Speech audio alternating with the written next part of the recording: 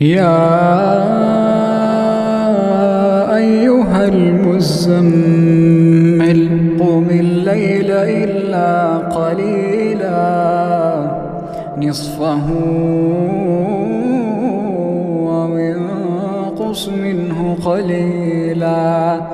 أو زد عليه ورتل القرآن ترتيلا إنا سنلقي عليك قولا ثقيلا إن